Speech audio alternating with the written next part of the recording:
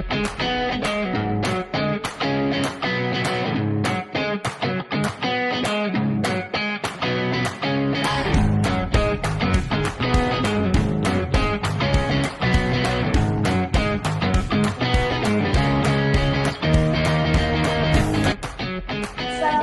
warahmatullahi wabarakatuh. Kembali lagi dengan saya di podcast Ekonomi Islam untuk Negeri.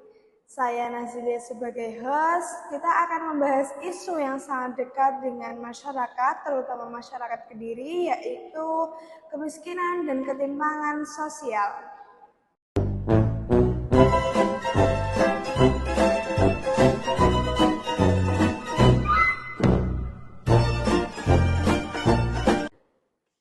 Bersama saya sudah ada narasumber hebat, yaitu Mbak Laili sebagai ekonom syariah dan Mbak Zulfa sebagai aktivis dan penggiat pemberdayaan masyarakat. Halo semuanya. Halo juga Kak Nazil, senang sekali bisa diundang di diskusi pada hari ini. Halo juga Kak Nazil, senang bisa diundang pada podcast hari ini. Kemiskinan bukan hanya soal angka, tapi juga tentang kehidupan nyata masyarakat. Dalam podcast ini kita akan membahas akar persoalannya dan kita akan mencari solusi yang sesuai dengan nilai-nilai ekonomi Islam.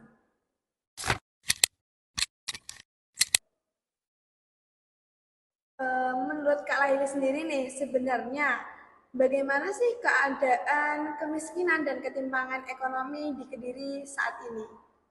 Menurut data BPS Kota Kediri, tingkat kemiskinan itu sempat menurun pada tahun terakhir. Namun pada tahun 2023 masih ada sekitar 6-7% masyarakat yang masih hidup di bawah garis kemiskinan.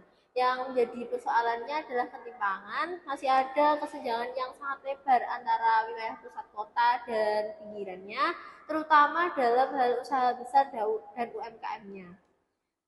Berarti bukan hanya soal jumlah orang miskin ya, tapi juga tentang distribusi pendapatan. Tepat Kak Nazil, misalnya pada investasi dan pembangunan terkonsentrasinya di pusat kota saja, sementara di pinggiran seperti Mojoroto atau Semampir itu masih sangat kurang dalam hal layanan dasar dan lapangan kerjanya itu sangat kurang sekali. Jadi apa nih yang menjadi penyebab utama dari masalah kemiskinan dan ketimpangan ekonomi ini? Baik, kita melihat dari masalah yang sebenarnya, ada 3 hal yang saling terkait dan menjadi penyebab utama dari permasalahan ini. Yang pertama, ada kurangnya pendidikan dan juga pelatihan, yang mana membuat banyak orang itu sulit untuk meningkatkan kualitas hidup mereka.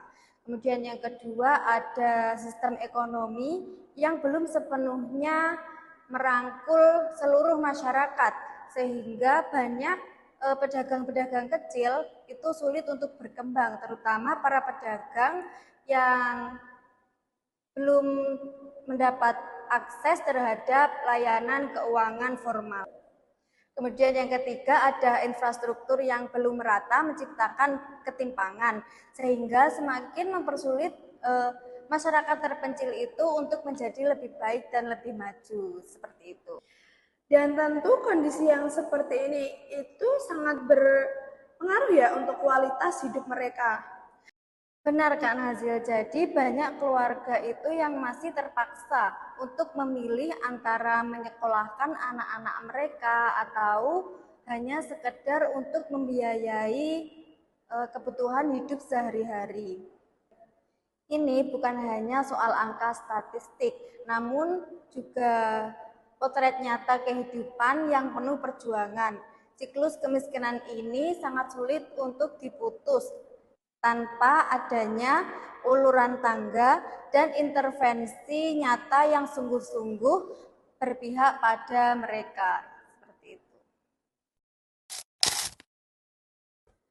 Jadi mari kita masuk ke pembahasan tentang solusi dari kemiskinan dan ketimpangan sosial menurut nilai-nilai Islam. Jadi bagaimana masalah ini bisa diatasi?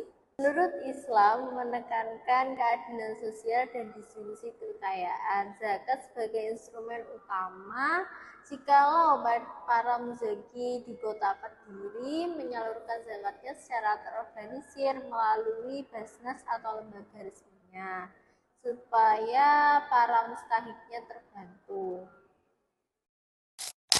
Benar, selain zakat terdapat wakaf produktif. Misalnya, lahan kosong yang diwakafkan untuk pertanian komunitas atau usaha kecil. Hal ini bukan hanya sekedar amal, tetapi juga menjadi investasi sosial. Jadi, apakah koperasi lokal juga bisa menjadi solusi, Kak, untuk masalah ini? Tentu Kak Nazil, seperti koperasi syariah berbasis bagi hasil cocok untuk UMKM yang kurang mengakses kredit bank.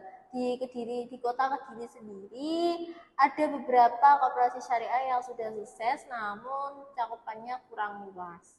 Oh, jadi bisa diperluas cakupannya untuk menjadi salah satu solusi lokal gitu ya, Kak? Betul sekali. Jadi, selain koperasi syariah, kita juga bisa melakukan pelatihan seperti pelatihan usaha halal atau pemasaran online yang dapat meningkatkan kemampuan dan juga penghasilan masyarakat kurang mampu.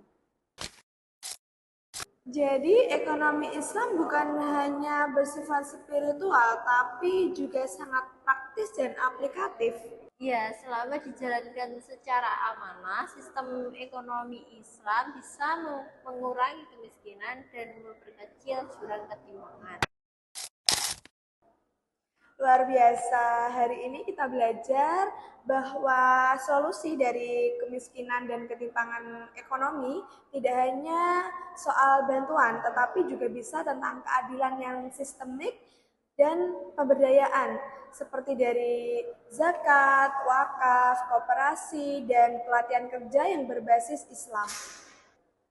Iya, betul. Jadi, jika seluruh elemen masyarakat bergerak bersama, terutama dengan pendekatan Islam yang holistik, maka perubahan bisa dimulai terutama dari kota Kediri itu sendiri.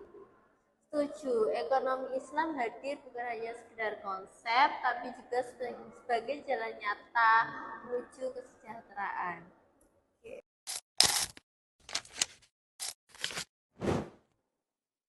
Untuk menutup podcast kita pada episode ini, kita bisa tarik benang merah bahwa kemiskinan dan ketimpangan ekonomi di Kabupaten atau Kota Kediri ini bukan hanya soal ekonomi, tetapi juga tentang keadilan dan keberdayaan.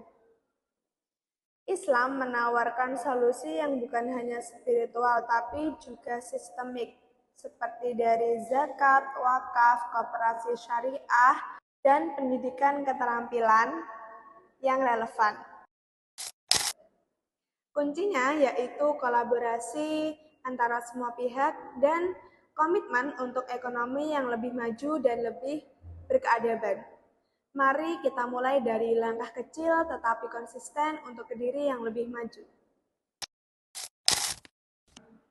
Terima kasih kepada narasumber-narasumber hebat kita yang telah hadir pada episode kali ini. Terima kasih kembali Kak Nazil. Semoga pembicaraan kita kali ini bermanfaat untuk kedepannya. Terima kasih juga kepada pendengar setia podcast Ekonomi Islam untuk Negeri. Semoga diskusi kita membawa manfaat pada kita khususnya pada umum kepada yang mendengarkan. Wassalamualaikum warahmatullahi wabarakatuh.